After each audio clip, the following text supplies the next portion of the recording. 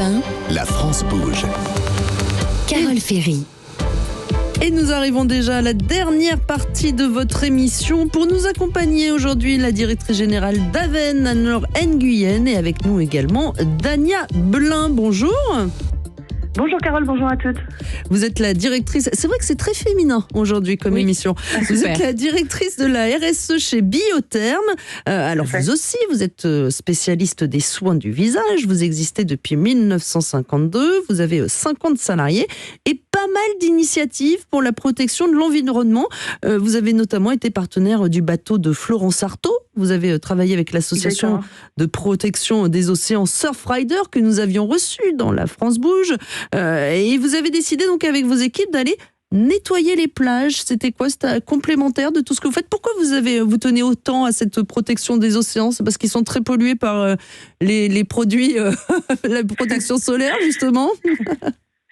Alors effectivement, chez Biotherm, nous sommes engagés pour la protection de l'océan depuis bien longtemps et notamment effectivement étant partenaire de Florence Artaud déjà dès les années 80, c'est un sujet qui nous tient à cœur. Tout ça parce que la marque est quelque part née dans l'eau, notre ingrédient star étant un plancton aquatique et la marque étant née à Monaco. L'eau a pour nous une importance majeure et donc voilà, nous sommes engagés pour la protection de l'océan. Officiellement, notre programme de protection de l'océan existe depuis 2012, ça s'appelle Water Lovers et nous, au-delà de ce qu'on fait pour améliorer l'empreinte de la marque et l'empreinte des produits, on est très heureux aussi d'engager nos équipes dans la protection de l'océan et c'est pour ça qu'on organise des sessions de nettoyage de plage avec notre partenaire Surfrider, comme le 8 juin lors de la journée mondiale de l'océan, dernière initiative qu'on a fait tous ensemble. Et alors comment réagissent vos salariés ?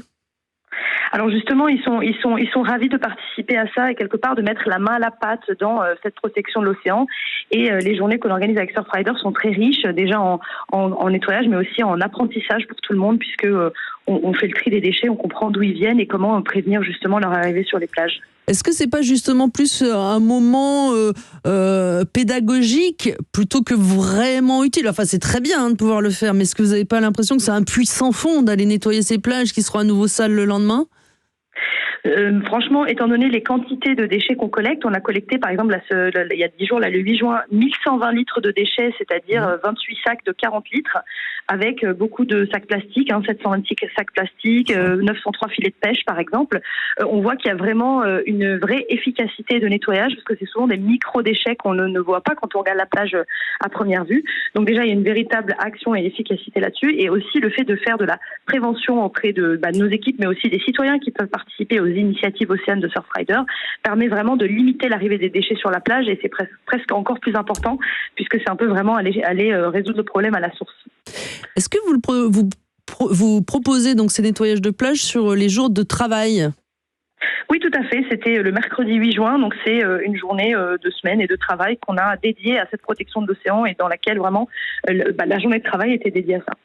Et tout le monde a répondu présent, ou est-ce qu'il y en a un qui vous dit « Oh non, moi ça m'intéresse pas », vous les emmenez tous en car? Enfin, c'est compliqué à organiser ces journées de nettoyage. Alors on organise ça donc avec Surfrider qui nous aide à identifier un endroit où on va pouvoir faire ça. Effectivement, on est tous partis en car depuis le siège. On était en fait plus de 80. C'était le plus grand nettoyage de plage qu'on ait fait dans les derniers mois, dernières années. On avait aussi beaucoup de partenaires internes avec qui on travaille qui participaient.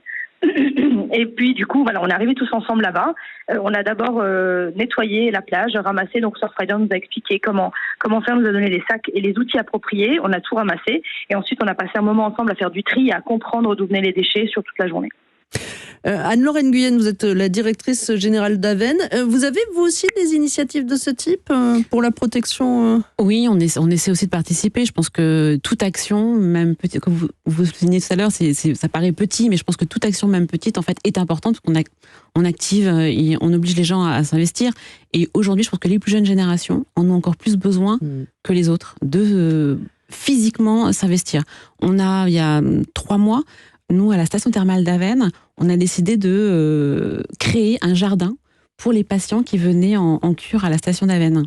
C'est-à-dire qu'ils vont venir planter, par exemple, nous sommes allés à 50 faire un jardin pour faire revenir les oiseaux, les insectes, et en même temps créer un chemin, un jardin pour les patients qui étaient là en cure.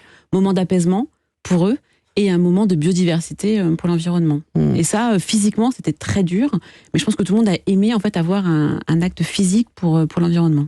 Et c'est une manière effectivement, Dania Blin, d'attirer. On sait que ces nouvelles générations ont besoin de travailler dans des entreprises qui ont du sens, qui ont une éthique. Ça vous permet de fidéliser? Vous avez des problèmes de recrutement, vous aussi?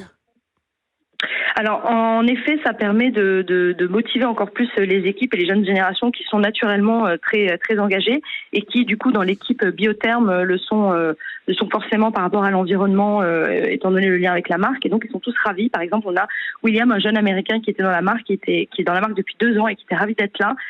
Ça permet vraiment de se rassembler, de faire quelque chose en équipe, surtout après la pandémie où on était physiquement tous un petit peu séparés, et d'avoir en même temps une vraie action pour l'océan. Ou Marine, une de nos autres jeunes françaises qui est là depuis 4 ans et qui permet vraiment au-delà de la collecte, faire le tri, de comprendre les sources et du coup de s'engager tous ensemble. Donc ils sont vraiment ravis d'être là et ça leur permet en plus de construire encore plus leur relation d'équipe et à la marque. Un grand merci Dania Blin, vous êtes donc responsable de la RSE chez Bioderma.